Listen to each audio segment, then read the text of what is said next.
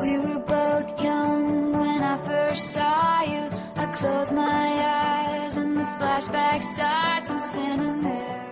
I decided to re-release my album Fearless because on one hand there are people who are just discovering my music right now, but then on the other hand there are people who have had this album for a year now.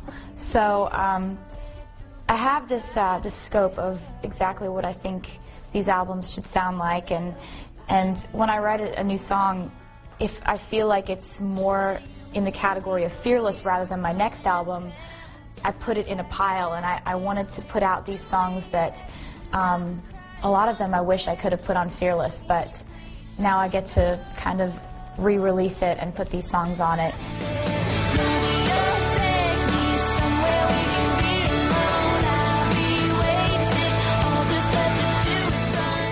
I just wrapped my first headlining tour, and I could not have wished for a more wonderful first touring experience. I've opened up for, it seems like, every country headliner out there, and getting to go out on my own this year was one of the most amazing, unforgettable experiences of my life.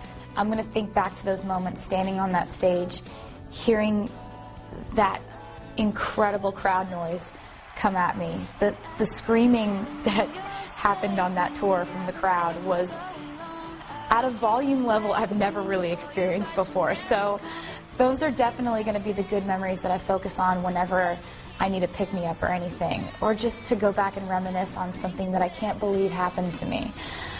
We had such a fun time on this tour that we decided that it was going to be a good idea to keep going with it after I wrapped it like a couple of weeks ago. So I'm really excited that I'm going to be going back out on the tour and bringing it to Australia, bringing it to the UK, and hitting the cities that we didn't get to cover.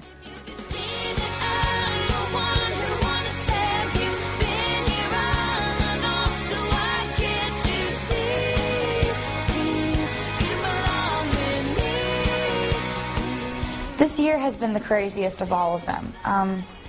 You know, I get excited about everything. I get really excited about every accomplishment, and I never want to get to the point where success and nominations and things like that ever seem just like something that happens every day.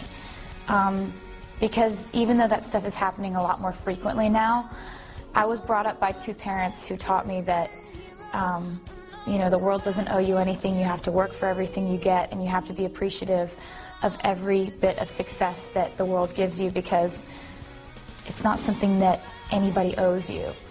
I remember driving the same streets of my hometown in Hendersonville, Tennessee when I was 14 years old, the same streets I drive now. And back then, my life was so different. And the things that I'm doing now were only things that I could dream about back then. Have you ever